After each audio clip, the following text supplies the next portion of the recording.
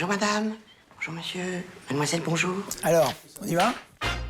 Pour célébrer 2026, le Père Noël s'est invité dans Home Cinéma, ou plutôt celui qui l'incarne le temps d'un film, le comédien-réalisateur Patrick Timsit. C'est l'occasion d'évoquer avec lui une carrière particulièrement riche, faite d'énormes succès, d'échecs et de rencontres déterminantes. De ses débuts décourageants à son statut d'acteur immensément populaire, Patrick Timsit se livre généreusement. Allez hop, Home Cinéma, c'est parti. Patrick Timsit, bonjour. Bonjour. Je suis ravi. Vous faites exprès avec cette voix pour m'imiter? Vous moquez de ma voix, Non, c'est ça? j'ai aussi ma voix un peu, un peu cassée. Et vous vous êtes dit, je ferai jamais rien avec cette voix? Parce que moi, non. c'est ce que je me suis dit au début. Hein. Vous avez fait pas mal avec la voix, mais au départ, rien ne vous prédestinait à ce métier. Du tout. Donc je vais revenir un petit peu en arrière. Vous êtes parisien, un vrai titi parisien. Hein, Ouais. vous êtes né... Je suis né à Alger quand même, parce que Ah oui, non, faut mais pas vous qu'on avez dise compris. que je voudrais pas en parler. Je suis né à Alger, je suis parti à l'âge de 2 ans puisque j'ai suivi mes parents. Et effectivement, vous avez raison, je suis un titi parisien parce que j'avais 2 ans et que j'ai aucun souvenir d'Alger. Votre père était maroquinier, donc aux places de la République, je crois. Vous avez grandi Oui, rue du Temple. très loin en fait du milieu artistique. Ah mais complètement. J'aimerais savoir comment, en fait, ça a basculé pour vous. À quel moment vous avez dit je vais faire l'acteur? Mais quand j'en avais marre de m'ennuyer, quoi. C'est-à-dire? Quand je voulais vivre, quoi. Donc, je m'amusais bien quand j'avais 4 ans, puisque ma mère voulait que je joue devant ses yeux, là, sous ses yeux, parce que un peu traumatisé quand même des événements d'Algérie et tout. Et elle voulait pas que j'aille au square, donc je jouais, j'avais ma petite blouse, mon petit chiffon, j'appelais mon père Monsieur André. C'est génial pour un enfant, vous vous rendez compte? Je jouais dans les réserves. Quand je revois la boutique, je pensais que c'était immense, immense, immense. Et puis quand je passe c'est petit. devant, et c'est pas grand. Et après, j'ai fait mes études. J'ai beaucoup voyagé pendant les études parce que j'ai fait 6 lycées de la 6e à la terminale quand même. Quoi, pour des raisons de comportement ou... Oui, des réseaux de comportement. J'avais un petit problème avec l'autorité. J'ai jamais pu, et c'est encore valable, je ne peux pas distinguer ou différencier la personne de son emploi. Pour que ça passe, que ce soit un réalisateur qui doit me diriger aujourd'hui ou une réalisatrice qui doit me... Je dois aimer la personne. Je comprends pas si on parle mal ou si on ne respecte pas. Ce qu'il lui faut, c'est de la sympathie, de la tendresse, de la chaleur humaine. Les études, je voulais être chirurgien, je suis passé un peu à côté. Après, j'ai fait vraiment des dizaines de boulots. J'ai vendu des machines à coudre aux puces le week-end. J'ai vendu des encarts publicitaires. Puis après, j'ai fait de l'immobilier. Et là, j'ai commencé Mais pourquoi l'immobilier, Patrick? L'immobilier, parce que mon père, après avoir été maroquinier, il avait plus de voix. Vous savez, cette voix-là, comme ça. Vous savez, c'est les reflux gastriques qui vous l'ont cramé, parce que moi, mon ORL, elle m'a dit... Ne dites jamais mon nom en pensant me faire de la pub. Elle m'a dit, vous avez brûlé votre voix, et comme vous l'avez remarqué, vous ne respirez pas. Je peux pas sortir comme ça, je suis trempé. Ça va sécher très vite, il fait chaud dehors. Non, je suis fragile les bronches, je peux pas sortir comme ça, je vais me choper une saloperie. De l'immobilier, je m'ennuyais, je promène ma chienne au bois de Boulogne tous les soirs. J'avais un gros chien, et puis je rencontre Jean-Michel Noiret qui promène son chien tous les soirs. Et comme il se marre bien avec moi, il me dit viens, viens, viens, viens. Et au bout de 6 mois, je vais dans son atelier. Il avait un atelier de théâtre au théâtre du Ranelagh. Du Ranelagh, c'est ça. Ouais. Vous avez démarré votre premier spectacle. Exactement. Et ça a été un bide énorme. Énorme, colossal. Que de la famille et des amis qui allaient remplir la salle. C'était bourré à craquer, mais pas de public. De public qui venait et il riait à contre-temps. C'est-à-dire qu'il se moquait de moi, quoi. Le Spoons, tu n'es pas drôle, tu es ridicule. Moi, j'aimerais savoir comment s'opère la rencontre. Donc, on est à la fin des années 80. Comment s'opère la rencontre avec Gérard Jugnot, qui va être assez important dans votre début de carrière. Ouais. Je pense qu'il y a des pubs avec Jugnot. Ah et oui, puis à Sans peur et bien sans sûr, reproche. j'avais oublié la pub. Il y a des pubs. Fantastique. C'est une pub Ikea, je crois. Ikea. Eh bien, vous savez ce qu'ils m'ont dit chez Ikea? Que c'était encore plus simple si je me servais moi-même. À moi! De Bourrex! J'ai passé un casting et j'étais avec un petit chien et je disais couchez Rex, debout Rex. Le petit chien n'écoutait pas. Couchez Rex! Et j'ai fait un mec tellement agressif, tellement nerveux sur ce pauvre petit chien qui n'écoutait rien, que j'étais le seul à avoir fait ça et qui voulait absolument me garder et conserver le ton du casting. Eh bien, ils m'ont dit, gentiment, que si je montais mes meubles moi-même, ça descendait leur prix. Couchez Rex! Donc vous commencez votre carrière et il vous propose ce film que personnellement j'adore et que j'ai vu à maintes répétitions quand j'étais gamin, c'est Sans peur et sans reproche, où vous interprétez Charles VIII, mais un bon dégénéré, quoi. Chère cousine, vous me voyez fort mari de ne plus rendre hommage à la qualité de votre accueil. Mais mon champion se doit de faire mordre la poussière au vôtre. C'est la loi de la chevalerie, Majesté. Certes, certes. La dure loi du plus fort. Il me propose ça au moment où je prends un bide au Splendide. Et Gérard Jugnot venait me voir régulièrement en me disant « C'est formidable. Tu sais, moi j'en ai payé les pots cassés aussi. Babababababab.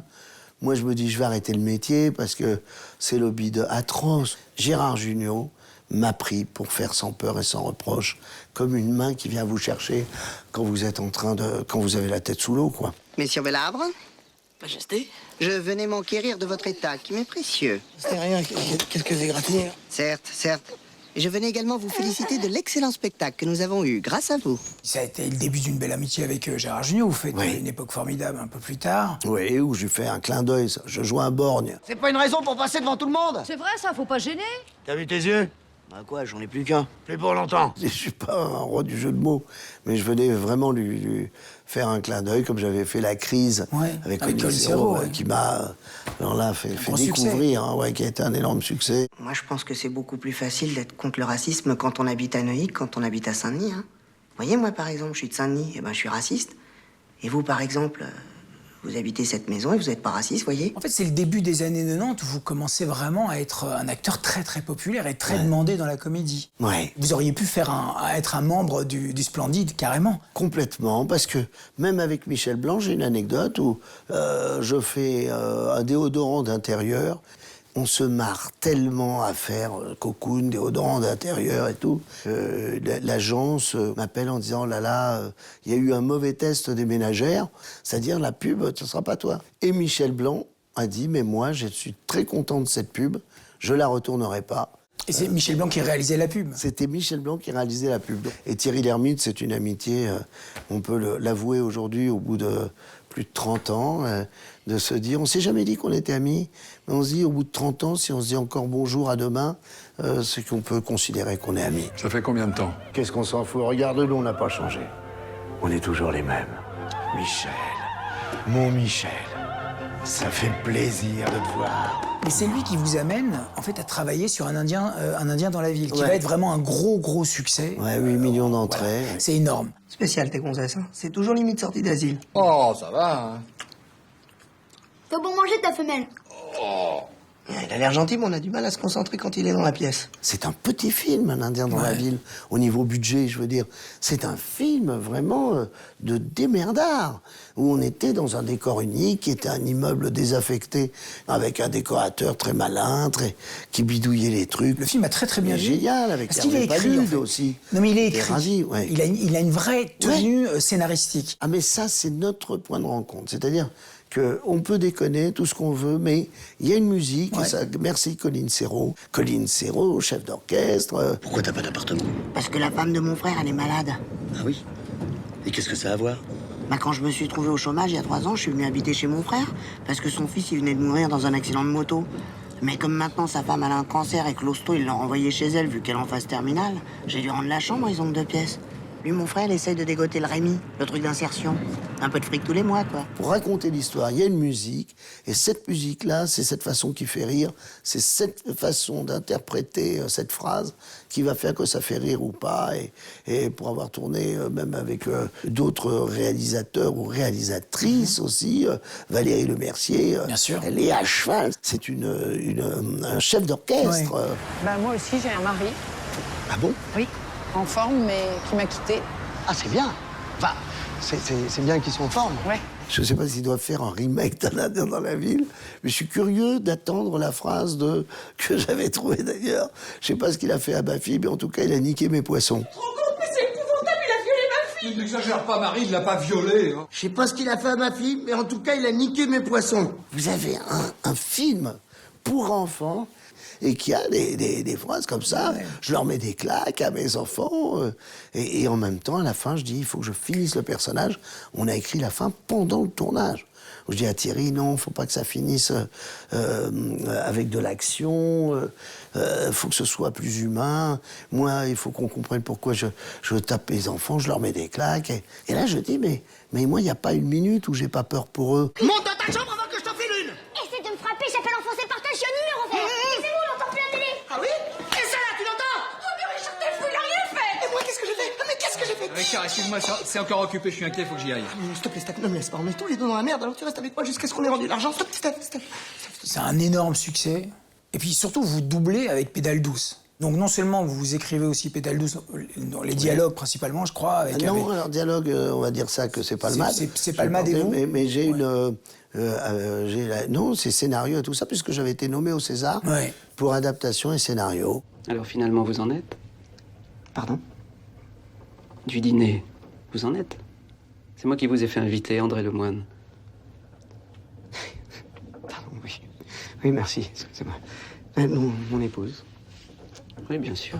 Gabriel Aguillon, qui a réalisé le film, mais il n'est pratiquement pas crédité en tant que scénariste dans le film. Donc est-ce que c'est un projet qui lui est amené? Je crois que pour être à la base de ce scénario, il a fait, je vais dire, une adaptation de La Dame de chez Maxime. C'était sur la double vie. Alors qu'il soit turfiste ou qu'il soit banquier le jour et folle la nuit, c'est vraiment porter un flambeau qui est la différence sur ces années 90, les drag queens, le banana café, le Queen. Moi, j'ai su que je faisais ce film à la première scène. Il y a un dos, des cheveux longs, un dos nu. Il est là, il se lève, et il va pour partir. Et il lui fait « Tu t'en vas déjà ?» Et moi, j'ai rajouté « Je vais acheter des croissants. » Tu vas où? Hein? Je vais chercher les croissants. T'es un amour. Oui. Je reviens. On n'est pas là pour caricaturer, hein. Ah non. C'était vraiment c'est aussi... incarné. Oui, incarné. De dire qu'au moment où il est, où c'était la pleine époque du sida aussi, des résultats, où il est vraiment dans une comédie, et il est là, il regarde cette enveloppe qu'il veut pas ouvrir avec ses résultats. T'es séropositif, c'est ça? On le saura jamais. C'est quoi, tes tests? T'as même pas déchiré l'enveloppe, connard! Et puis après, qu'est-ce qui va se passer? Les regards vont changer sur moi. Et puis quoi d'autre? Me coucher tous les soirs avec l'angoisse? Hein? Retourner faire mon bilan tous les 6 mois? Me demander à chaque fois si je dois la voir avant de baiser? Oh, tu fais chier, t'es négatif, Adrien! La vie de cet homme dans cette société qui vous regarde de travers avec un personnage interprété par Richard Berry et puis Fanny Ardant, enfin Michel Larocque, enfin, il y avait un film choral, quoi. Vous avez déjà couché avec une femme? Une fois. Moi, j'ai... Sans blague. Mais attends, je voulais me faire son mec. Et tu l'as eu? Rien. Que sa femme, peine perdue. Il était hétéro à 150%. 150%? Mais t'avais qu'à le baiser à 50% et rester hétéro à 100%. C'est très avouable. Vous participez aussi au scénario, c'est-à-dire que vous n'êtes pas juste un acteur, vous êtes vraiment quelqu'un, vous êtes un collaborateur artistique, ce qui va aussi permettre la réalisation de votre premier film dans la foulée. Oui, c'est Paparazzi qui m'a convaincu. Quand on a coécrit Paparazzi... Le film que vous avez fait avec Berberian. Tu vois ma gueule? Tu vois ma gueule? Oui. Si jamais je vois une photo dans un de vos torchons, dans ma gueule, tu vas la prendre en pleine tronche. T'as compris?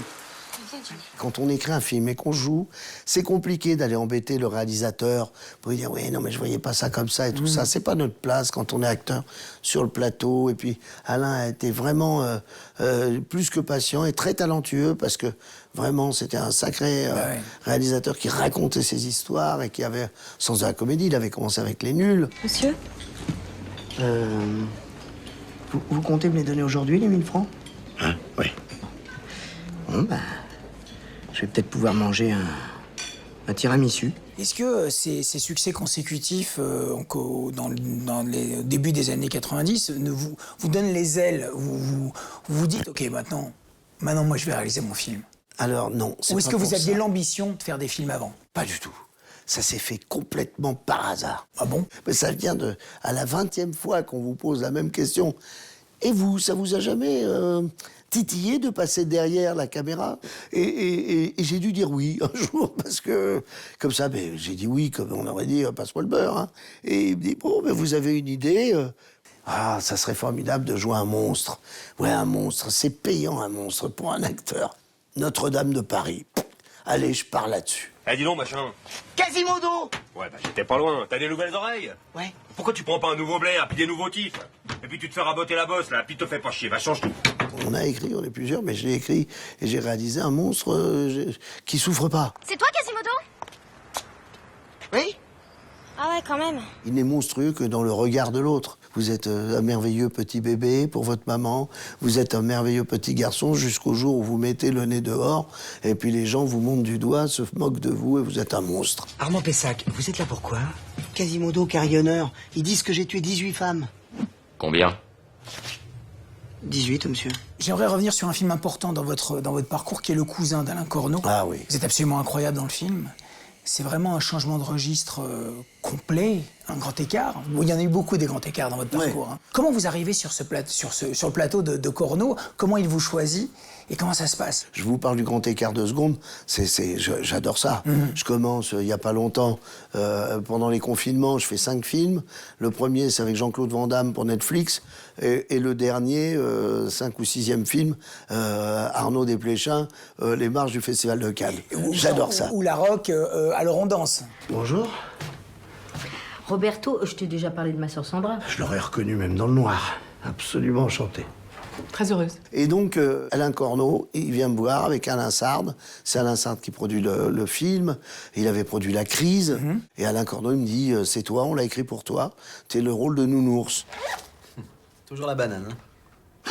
T'as trouvé mieux, toi? Tiens, regarde. Quoi? Monsieur l'agent, la sacoche? C'est pas moi, monsieur l'agent. J'allais la ramener au commissariat. Je suis honnête, moi. Alain Corneau, je lui dis, faut que je passe des essais. Il dit, mais non, on l'a écrit pour toi. Mais pourquoi? Je lui dis, il faut que ce soit ta responsabilité. Pour l'instant, si je dis oui, c'est la mienne. Moi, je te dis des essais. Il me dit, d'accord, c'est la première fois, mais tu verras. Bon, je fais des essais. Je dis, bon, je suis pas bon en essai. Je suis pas bon en essai. Il dit, oui, j'ai vu, mais c'est toi. Oh! Qu'est-ce que tu roupilles là? Je fréquente pas les SDF, moi. J'ai une réputation ici. Wow. Tu bois un coup? En plus, t'as chargé. Et avec Alain Chabat, on a fait 13 semaines de film, 7 semaines de nuit. Un régal absolu. Et qu'est-ce que j'ai joué? Un mec qui parlait à toute berzingue parce qu'il n'avait pas le temps. Regarde, il est bientôt 15h. Dans 1 heure, on est en place. À 18h, t'es de retour à la brigade avec 800 grammes. On t'entend? 800 grammes, allez, on y go! Oh! Alain Corneau, c'est une immense rencontre. Ouais, c'est un grand metteur en scène. Ah, C'est un grand metteur en scène. Humainement. Ouais. Alors, imaginez Alain Chabat, Alain Corneau et moi, 7 semaines de nuit, mais personne n'allait dans la loge. Hein. On restait là, on se racontait des histoires, on se marrait. La nuit, vous avez l'impression de faire des bêtises pendant que les gens dorment. Gérard, t'es un baltringue. C'est fini, j'arrête. Les groupes qui veulent bosser avec moi, j'ai qu'à faire ça. Qu'est-ce que ce film change pour vous? J'ai jamais eu confiance en moi, donc je peux pas vous dire que tout d'un coup, ça y est, c'est la confiance et je fais ce que je veux. Il continue mon engagement à prendre du plaisir et à ne pas me soucier d'un plan de carrière.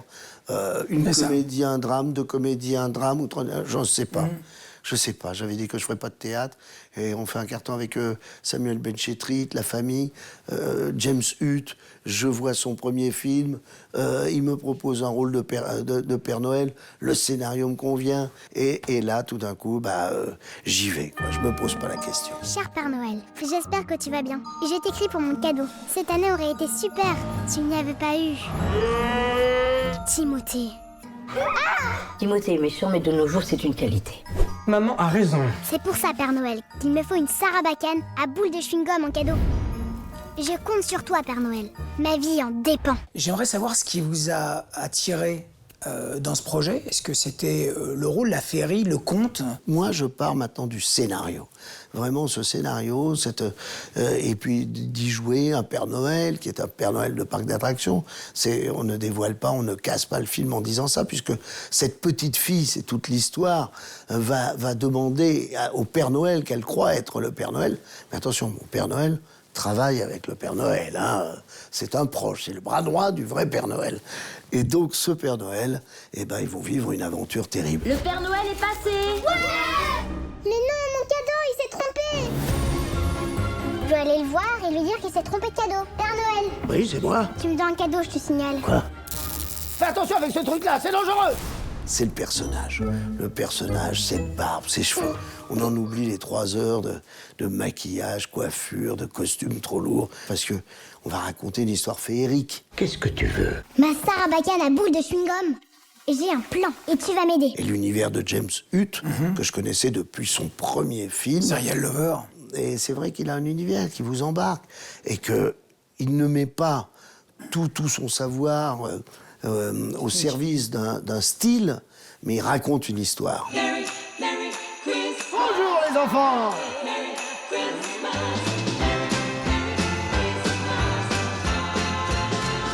Dans votre parcours, il y a quand même des moments où vous avez énormément tourné, des moments où vous avez moins tourné. Je pense qu'entre L'Emmerdeur et Sur la piste du Marsipulami, il y a 4 ans. Restez là, vous êtes. T'as la trouille. J'ai pas la trouille. Tu pètes de tout. Tu trouves pas de trouille, tu vas pas tirer. Je vais tirer. Tu vas tirer. Ouais. Alors tire bien ici.